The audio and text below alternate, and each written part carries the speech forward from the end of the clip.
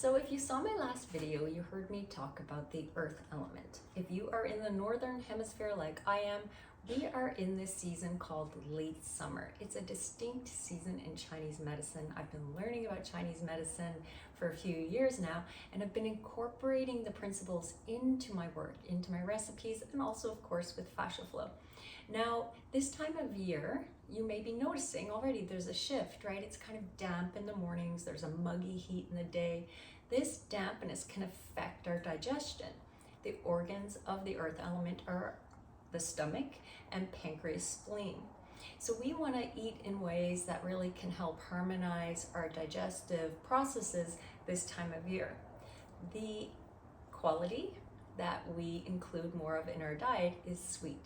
And that doesn't mean cookies or brownies or ice cream. It really means naturally sweet foods.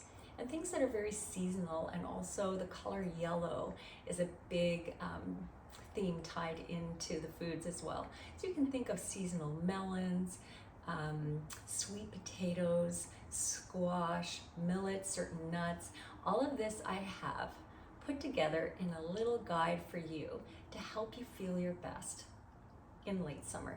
Not only does it include the foods that we want to choose more of this time of year, I bring these foods into recipes. So I've selected recipes that include these foods so that you can feel better and utilize those foods in some creative ways.